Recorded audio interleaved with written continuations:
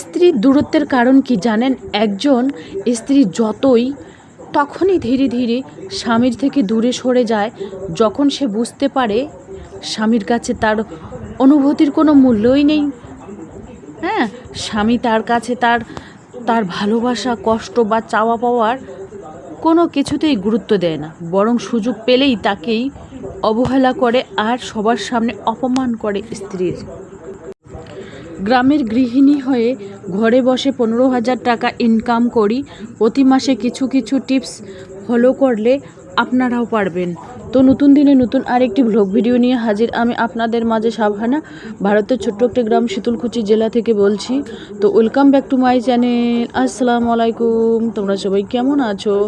আমি আশা করি তোমরা সকলেই ভালো আছো। আলহামদুলিল্লাহ আমিও ভালো আছি, আর আমার পরিবার পরিজনদের নিয়ে আলহামদুলিল্লাহ আমি ভালো আছি। আর আমার প্রাণপ্রিয় কলিজা আপু ভাইয়ারা তোমরা সবাই কেমন আছো? আমি আশা করি তোমরা সকলেই ভালো আছো। তো বরাবরের মতো না ব্লগটা আমি শুরুই করে দিলাম। তো চলো ব্লগটা দেখতেই থাকো, আশা করি খুবই ভালোই লাগবে। আমার ব্লগ কিন্তু প্রতিদিন বিকাল 4টায় আসে। আমার ব্লগের কোনো না কোনো অংশে ভালো লাগলে সাবস্ক্রাইব করে পাশে থাকবেন। গ্রামের গৃহিণী হয়ে ঘরে বসে 15,000 টাকা ইনকাম করি, প্রতি মাসে কিছু কিছু টিপস ফলো করলে আপনারাও পারবেন। দেখুন, আমি কিন্তু মেইন টপিকে আসি। আমি কিন্তু প্রত্যেকটা সংসারের কাজ সামাল দিয়ে তারপরে কিন্তু আমি নিজে ইনকাম করি। এখন সংসারের কাজ ফেলে রেখে যে আমি ইনকাম করব সেটা করলে কিন্তু চলবে না। পরিবারের কথা শুনতে হবে, টাইমলি ওদের খাবার, নাস্তা, রান্না বান্না, মুরগিদের খাবার, সবার চাওয়া পাওয়াকে গুরুত্ব দিয়েই কিন্তু টাকা ইনকাম করতে হবে। হ্যাঁ, সময়, নিজের যে অবসর সময় আছে সেই অবসর সময়ে আমাদের কাজে লাগিয়ে টাকা ইনকাম করতে হবে, তাই না? এখানে পান মানে সবজি বাজারও গুছিয়ে দিচ্ছি তোমাদের সাথে কথা বলতে বলতে। মেইন টপিকে আসি। আর এখানে আদা, রসুন, আলু, কাঁচা লঙ্কা আর পান, যেটা যেটা আর কি মানে মুদিখানার বাজার হোক আর কাঁচা বাজার হোক, যেটা যেটা থাকে না সেটা সেটা কিন্তু আমি লিস্ট করে নিয়ে যাই। যখন কোথাও যাই তখন কিন্তু ওখান থেকে কিনে নিয়ে আসি। তো অযথা খরচ করলে হবে না। অপচয় থেকে সবসময় নিজেকে দূরে রাখতে হবে। অপচয় কিন্তু আমার বিলকুলই পছন্দ না।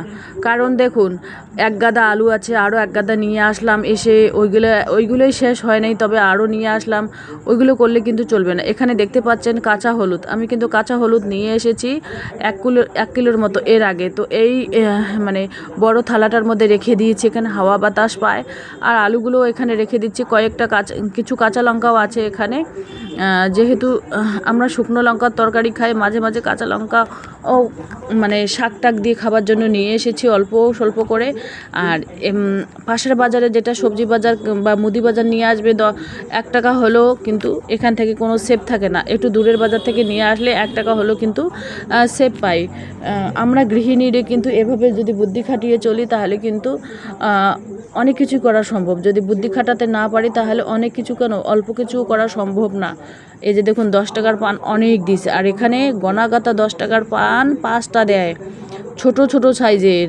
তো দেখুন এখানে বড় বড় সাইজের পান নিয়ে এসেছে। এই পান মনে হয় আমি 15 দিনও খেতে পারবো না। আর বর্তমান ডিমের পাতা খালি, যেহেতু ডিম ডেলিভারির জন্য নিয়ে গেছে সেই জন্য ডিমের পাতা খালি বর্তমান। তো যাই হোক, ডিম পারবে, মুরগিরা পারবে। আরও আমার আশা আছে আরও কিছু মুরগি লাগানোর।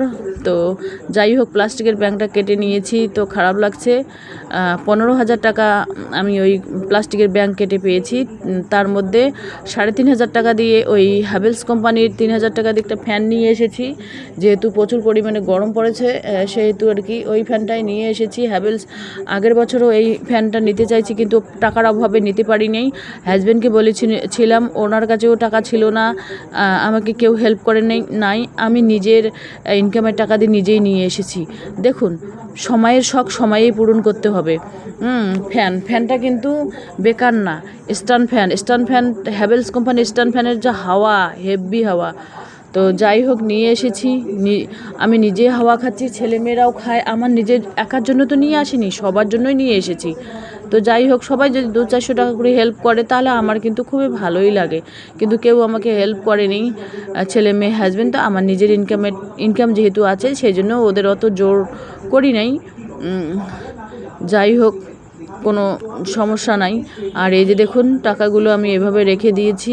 আর আরেকটা প্লাস্টিকের ব্যাগ আমাকে কিনতে হবে। তো ব্যাগ ডেলিভারির জন্য, ডিম ডেলিভারির জন্য বেরিয়ে পড়লাম আলহামদুলিল্লাহ। আর এই যে দেখুন রাস্তাঘাট, পরিবেশ, ক্ষণিকে রোদ উঠছে, আবার ক্ষণিকে রোদ বন্ধ হচ্ছে, ছিপছিপানি বৃষ্টি হচ্ছে, আবার বন্ধ হচ্ছে।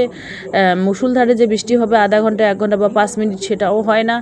ঝিরিঝিরি বৃষ্টি। এই যে দেখুন টোটোয় করে যাচ্ছি। যাই হোক, বাইরের পরিবেশটা জাস্ট অসাধারণ। কারণ এই মানে আমি বর্তমানে সপ্তাহে 1 দিন বা 2 দিন এইভাবে একটু বাইরে বেরোই। বাইরে বেরোলে কিন্তু বেশ ভালোই লাগে। আধা ঘন্টা 1 ঘন্টার জন্য নিজেকে বাইরে রাখবেন। সপ্তাহে 1 দিন বা 10 দিন 1 দিন বা 15 দিন 1 দিন বা মাসে 1 দিন বাইরে বেরোবেন, তাহলে ভালো লাগবে। আসল কথায় আসি। এই যে দেখুন বাইরের পরিবেশ। গ্রামের এক গৃহিণী হয়ে ঘরে বসে 15,000 টাকা ইনকাম করি প্রতি মাসে। কিছু কিছু টিপস ফলো করলে আপনারাও পারবেন। দেখুন, আমি কিন্তু সংসার, ঘর দুয়ার সমস্ত কিছু ম্যানেজ করে 15,000 টাকা ইনকাম করি, ডিম বিক্রি করে আর ব্যাগ বিক্রি করে। হ্যাঁ, তো সংসার খরচ থেকেও কিছু টাকা সঞ্চয় করি। আমার হাজব্যান্ড যেহেতু আমাকে প্রত্যেক মাসে 10,000 টাকা করে তুলে দেয়, সেই 10,000 টাকার থেকেও আমি 1,000 টাকা হোক, 500 টাকা হোক, ওখান থেকেও সেভ করতে পারি, আমি সঞ্চয় করতে পারি। বুদ্ধিটুকুনু খাটাতে হবে। আর সপ্তাহে 1 দিন খরচবিহীন জীবনযাপন করতে হবে।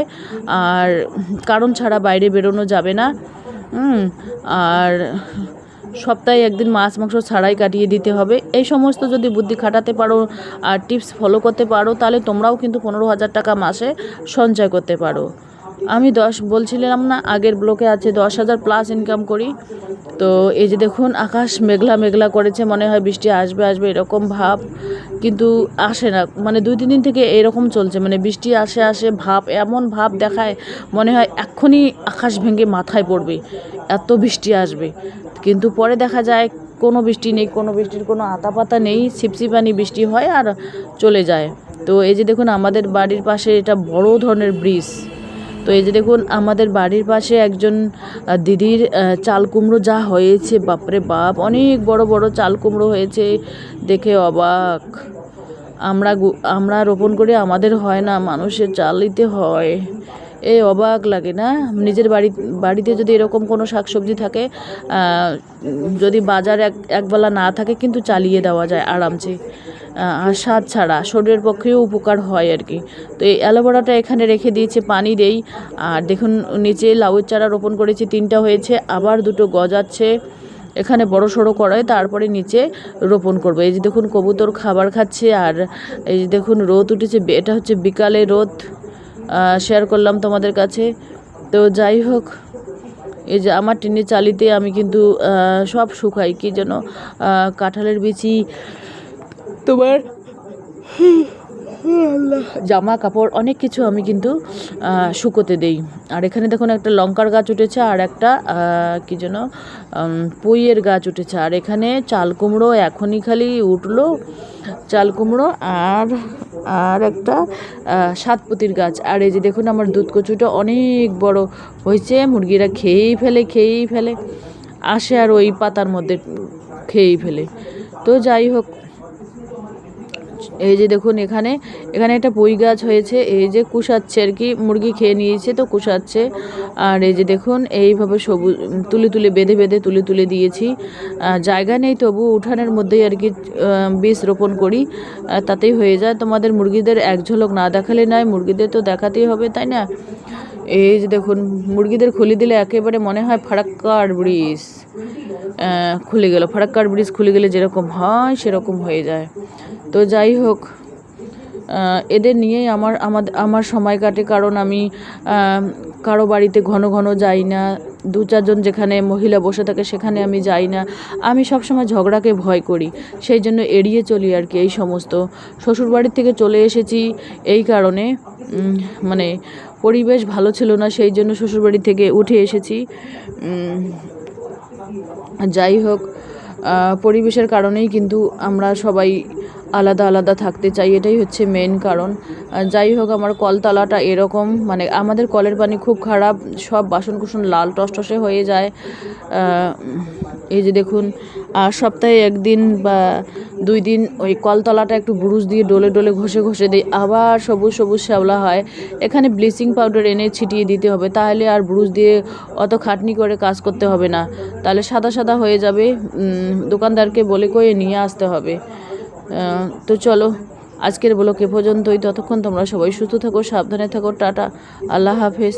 এভাবে ছেড়ে দিলে মুরগিদের, ওদের যদি পানি খাওয়ার শখ হয়, তাও আমি টাটকা পানি ওই কলতলায় দেই, ওই ধরের মধ্যে ওই পানি থাকে, ওই পানি ওরা খায়। ঘরের ভিতরে আবার পানি দেই, ওই পানিও খায় ওরা।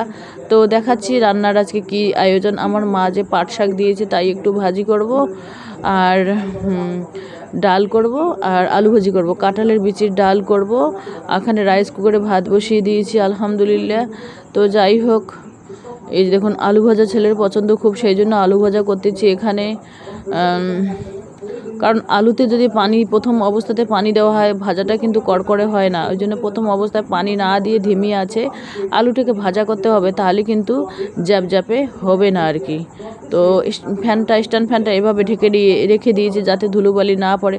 দেখুন, কষ্ট করে ইনকাম করে টাকা দিয়ে যদি কোনো একটা জিনিস কিনে নিয়ে আসো, ওইটার প্রতি মায়া থাকে, মায়া একটা অন্যরকম মায়া বা অনুভূতি চাপে, যে ওটাকে নষ্ট হতে দেবো না, ভালো করে ঢেকে রাখি, এরকম একটা অনুভূতি জাগে আর কি।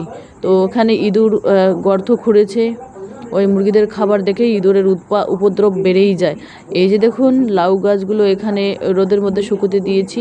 যখন বৃষ্টি বৃষ্টি ভাব হয়, তখন আমি ভেতরে রেখে দেই লাউয়ের চারা গাছগুলো।